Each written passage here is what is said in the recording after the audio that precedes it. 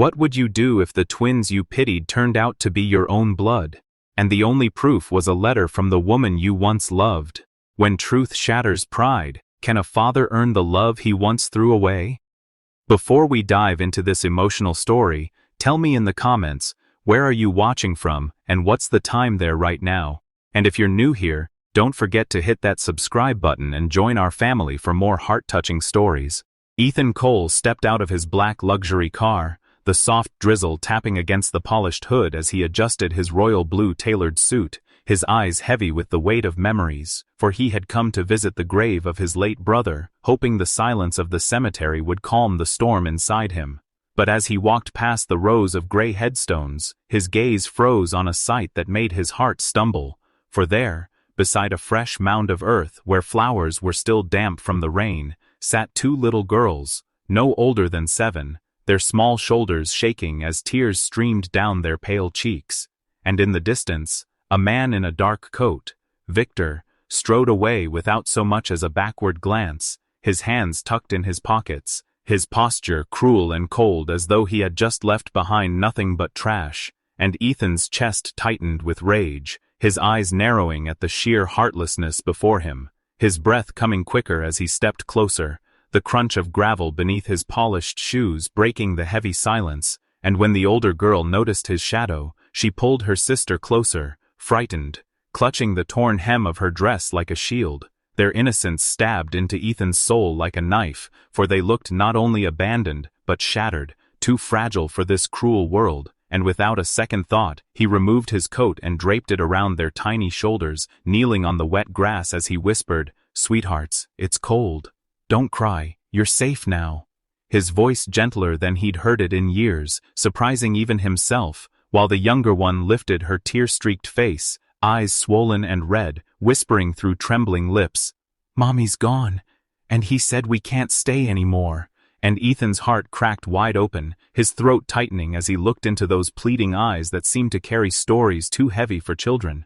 And in a wave of protectiveness rushed through him, stronger than anything he had ever felt, making him forget the world, forget his wealth, forget his status, for all that mattered were these two fragile souls shivering before him. And as he glanced back toward the figure of Victor vanishing down the road, he clenched his jaw, fury boiling, unable to comprehend how any man could walk away from such innocence, while at the same time an inexplicable warmth began to spread through his chest, a strange, unexplainable pull drawing him closer to these girls, as though fate itself had woven their lives into his. And when the wind blew across the graveyard, carrying with it the faint scent of roses placed on the mother's grave, Ethan felt something stir inside him, an ache buried deep, a memory long forgotten. And as he carefully brushed the rain from the little girl's hair, his mind whispered questions he couldn't silence.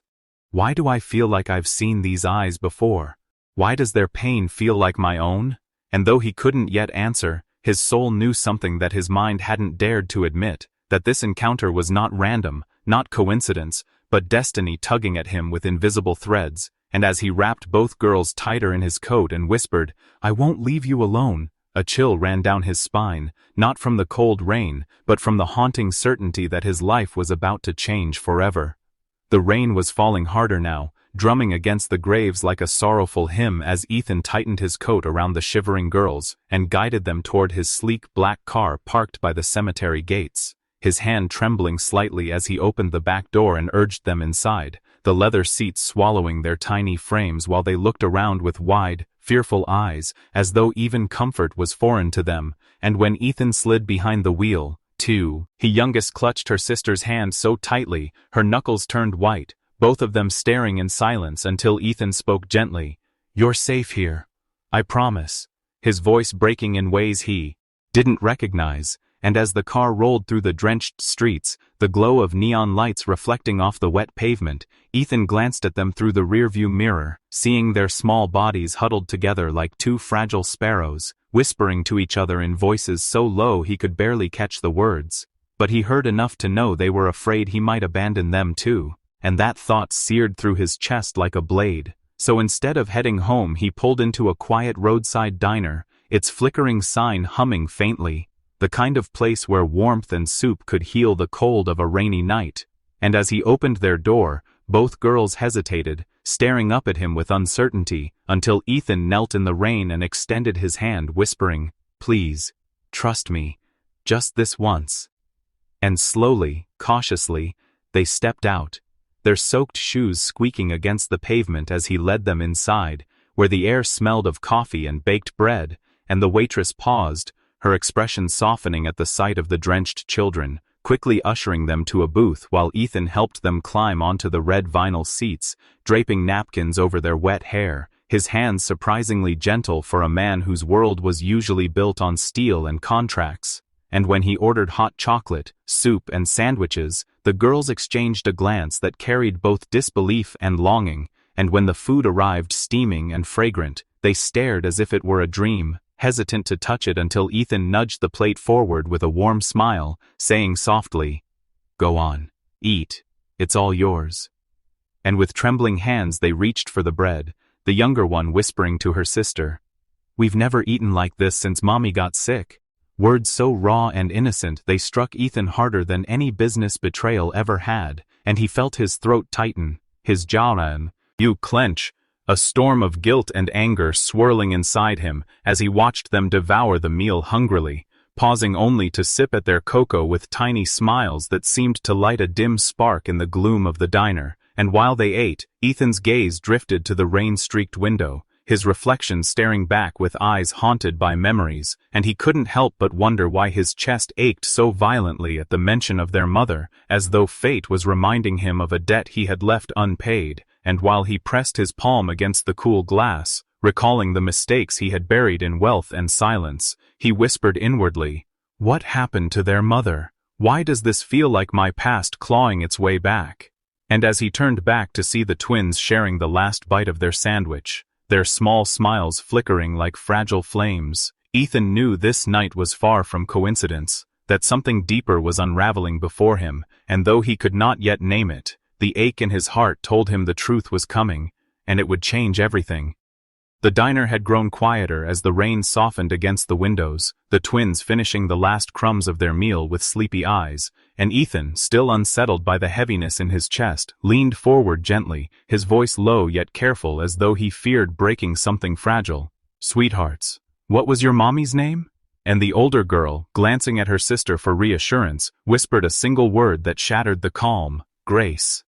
And the moment the name touched his ears, Ethan's world stopped. His breath caught, his fingers curling into the edge of the table until his knuckles whitened. Because Grace wasn't just a name from the past. It was the ghost he had carried for years, the woman whose laughter once filled his youth, the love he had let slip away when family expectations chained him to ices he never wanted. And now hearing it fall from the lips of these innocent children was like hearing fate laugh at him, a cruel reminder of the life he could have lived, and his mind spun backward. To that night long ago when Grace stood before him with tears in her eyes, begging him not to leave, his own heart screaming to stay, but the cold voice of his father insisting that a Cole could not marry a woman who did not fit their perfect image. And he remembered walking away with regret already burning inside him, convincing himself he was doing what was required, and now here, years later, two small faces looked at him with the same deep eyes that once stared at him in love,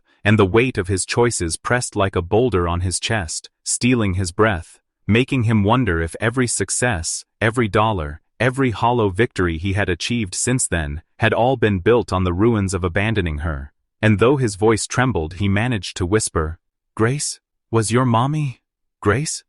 As if saying it aloud would confirm what his soul already knew. And when the younger child nodded, her curls bouncing slightly, Ethan felt something inside him break, a fissure of guilt opening so wide it nearly swallowed him, for the thought that these two fragile souls might be his daughters clawed at him with relentless force, and yet fear coiled around his throat, fear of the truth, fear of hearing what he already suspected, and his mind screamed with questions he didn't dare ask. Was Grace truly gone? Did she ever tell them about him? Had she lived her last years thinking he had forgotten her? And most painfully, had she raised these children alone while he, the man who once swore to protect her, lived in luxury blind to her suffering? And his reflection in the diner's window mocked him, showing a man in a royal blue suit with wealth and status, but eyes hollowed by regret, a man who could face corporate battles with steel, but could barely find the courage to ask two children the simplest, most important question, and as he swallowed hard, his pulse pounding, he looked at the girls again, every small movement echoing grace, the tilt of their heads, the softness of their smiles, even the way they held hands reminded him of her gentle spirit, and his chest constricted with unbearable guilt, whispering over and over inside his mind, I left her, I abandoned her, and maybe I abandoned them too without even knowing it, and though the urge to demand answers clawed at him, his lips pressed into silence, because he wasn't sure if he was brave enough to face the truth. Not yet, not tonight. And so he sat there, his heart warring with his fear, staring at the girls as if they were both his salvation and his punishment, the cliffhanger of fate dangling before him with one unasked question lingering in the heavy air. Did he dare to find out if they were his daughters?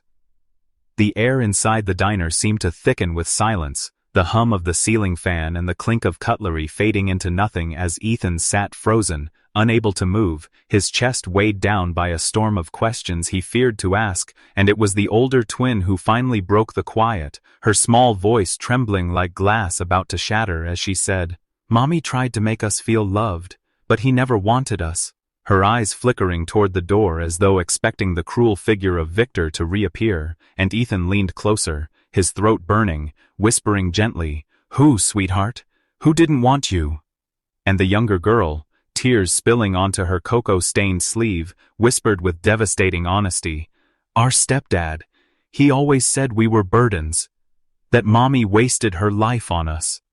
And the words slammed into Ethan like a knife, his stomach twisting as he clenched his fists beneath the table to contain the rage boiling through his veins, rage at a man who could look at such innocence and call it worthless. But behind the fury lingered something sharper, a fear that these children had endured more loneliness than any heart should carry, and he swallowed, his voice breaking as he asked, How old are you, darlings? Trying to keep the question casual though his pulse thundered in his ears, and the older one answered softly, 7, the number landing like thunder inside his soul, echoing against the memory of the last time he had seen Grace, the moment he had walked away from her with his father's shadow pressing down on his back, and he froze, his breath caught in his throat as if someone had stolen the air, because 7 years ago was exactly when his world and Grace's had been torn apart, and now before him sat two living reflections of her, their very existence aligning too perfectly with the timeline he had buried under layers of denial, and yet he dared not let the thought solidify,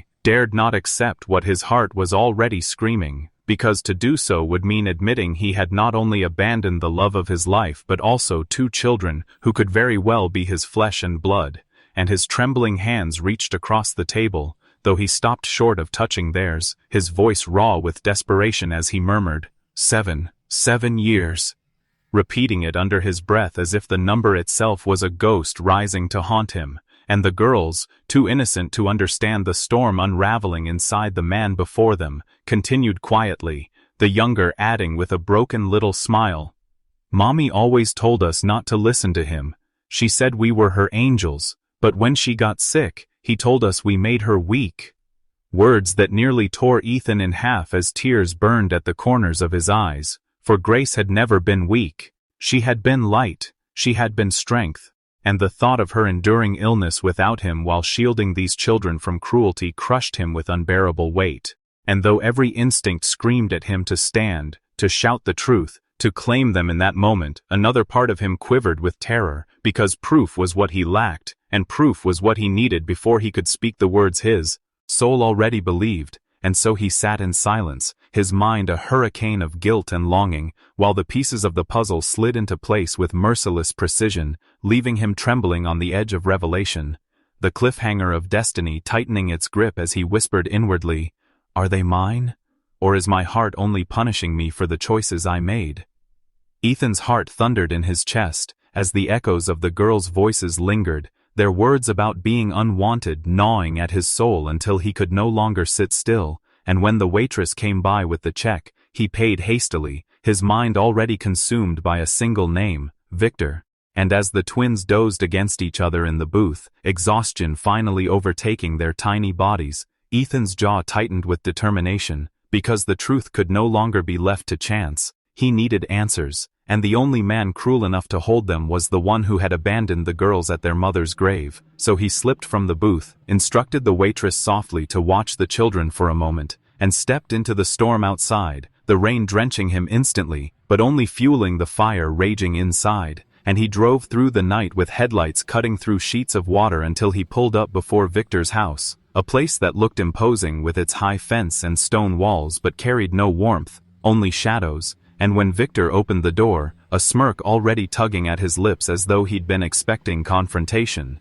Ethan's fury ignited, his voice low and seething as he demanded, "Why did you leave those girls alone tonight? How could you throw children out in the rain on the very day they buried their mother?" But Victor only laughed, a bitter, mocking sound that curled around Ethan's spine like smoke, and with venom dripping from every syllable he sneered, "Those brats aren't mine, never were. Their mother was a fool who wasted her life loving someone else, some man who never came back for her." And the words stabbed Ethan like daggers, the confirmation ringing in his ears while his fists shook violently at his sides, the muscles in his arms trembling as he fought the urge to strike the man then and there, because behind the cruelty he heard something that twisted his insides, the admission that Grace had loved another, and though Victor's tone was meant to insult, Ethan felt his breath falter, his suspicion deepening, because he knew with bone-deep certainty who that other man must have been, and the possibility terrified him, for it meant the life he had been running from had finally caught up, standing before him not as a memory, but in the eyes of two innocent girls. And as Victor continued his tirade, calling Grace weak, calling the twins burdens, Ethan could barely hear anything beyond the pounding of his pulse, his vision narrowing as flashes of the past struck him, Grace's smile, her tearful eyes the night he left, her whispered plea for him to stay. And now Victor's venom only confirmed what his heart had already begun to piece together, that Grace had never stopped loving him, that the children he had met by fate's cruel design were born from a love he had abandoned, and though rage burned in him like wildfire, stronger than the storm outside, he clenched his jaw and swallowed it down, because violence would not give him what he needed, proof, undeniable proof. And yet the torment inside screamed louder with every breath, the cliffhanger dangling like a blade above him as he staggered back from Victor's poisonous words, whispering inwardly in dread and trembling hope.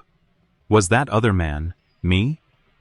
Ethan's hands trembled as the little girls slipped the fragile, folded paper into his palm, their innocent eyes searching his face as if begging him to understand the weight of what they carried, and with a heart pounding so violently it seemed to echo in his ears, he slowly opened it, recognizing Grace's delicate handwriting that once brought warmth to his youth, but now carried a sorrow that pierced him deeper than any wound. And as his eyes moved over the words, "Ethan, if you ever find them, please give our daughters the life I could not," his entire world collapsed in on itself, for the letters blurred as tears streamed unrestrained down his cheeks, hot rivers of regret burning against skin that had once been kissed by her love, and with each sentence he could almost hear Grace's voice trembling in desperation, a mother's love woven into ink, entrusting him with the most precious treasures of her existence, and the weight of the truth struck him with merciless clarity.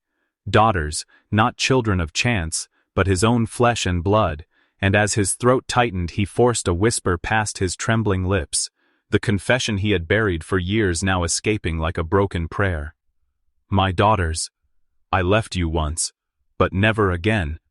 His chest shuddering as though those words were the only vow keeping him from collapsing completely, and suddenly every memory of Grace returned with cruel clarity, the laughter they shared under starlit nights, the stolen kisses in secret corners, the promises of forever that he shattered when his family forced his hand into another marriage, and now the ghosts of those choices stood before him in the form of two innocent children who bore his eyes, his smile, and his destiny, and he realized that Grace had known the truth all along, that even as she suffered and carried the weight of abandonment, she never poisoned their daughters' hearts against him, but instead left behind this letter filled not with bitterness but with hope, as if she believed he would one day have the courage to do right by them, and that faith broke him more than her absence ever could, because it meant she never stopped believing in the man he could be, and yet she wasn't here to see it, wasn't here to watch him fall to his knees. in front of their girls, clutching the letter against his chest as though by pressing it close enough he could feel her heartbeat one last time, and in that moment his soul screamed with grief.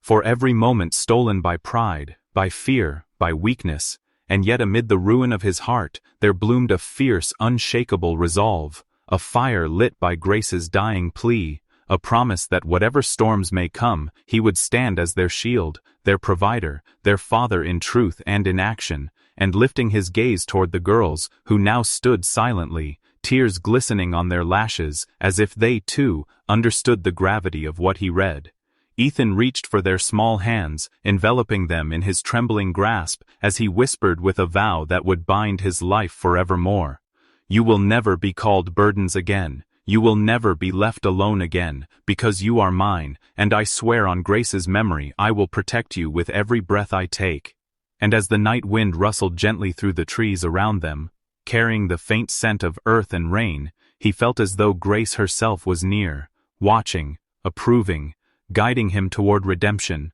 But beneath that fragile peace lingered a heavy question clawing at his chest. How could he keep such a vow in a world that had already shown its cruelty, with enemies like Victor lurking and a society ready to judge, and the fear of failing them, of losing them as he lost Grace, gnawed at him mercilessly, for this was no simple choice, it was a battle for their future, and the haunting cliffhanger that shadowed his heart whispered relentlessly, how will he protect them now? Ethan stormed through the towering gates of Victor's mansion, every step fueled by the fire of revelation and the weight of Grace's letter burning in his chest, his voice slicing through the heavy air as he bellowed for Victor to face him, no longer the uncertain man of days past but a father claiming his rightful blood. And when Victor finally appeared with his smug grin and venomous laugh, sneering, "You? A billionaire playing daddy?" Ethan didn't flinch, didn't waver, didn't let the cruelty settle into his skin. Instead, he stepped closer, his fists clenched, his eyes blazing with tears that refused to fall, and answered with a trembling conviction, "Not playing. I am their father, by blood, by heart, by everything Grace believed in," before pulling the crumpled letter from his jacket pocket and thrusting it forward like a sacred testament, Grace's handwriting shaking Victor more than Ethan's fists ever could. Yet Victor tried to laugh it off, his voice cracking as he spat insults about Grace, about the girls, about Ethan's so-called guilt. But Ethan would not retreat. His voice grew steadier, stronger, echoing like a courtroom plea, as though the universe itself were judge and jury, reminding Victor that fatherhood wasn't measured by power or possession, but by love, sacrifice, and the promise to never abandon again. And he recounted every tender moment he had already shared with the twins, their small hands gripping his when they felt afraid, their tired heads resting on his chest when nightmares came, their innocent eyes looking up at him with a flicker of hope they didn't yet dare to believe in, while Victor sneered and dismissed him, claiming money could buy them, care could be faked, love could be forced, but Ethan countered with the raw truth that wealth might build walls, yet only love builds a home, and in that moment his words became more than an argument, they became a vow, a declaration that he would fight, bleed and burn every fortune he had, if it meant those girls would never again feel abandoned, unloved, or treated like burdens, the air itself trembling with his conviction as he thundered, "I walked away from Grace once, I lost her, but I will not lose them, not now, not ever." His voice cracking into silence that felt like a verdict waiting to fall, and as the twins peeked out from behind the Nacion's marble staircase, wide-eyed, clutching one another,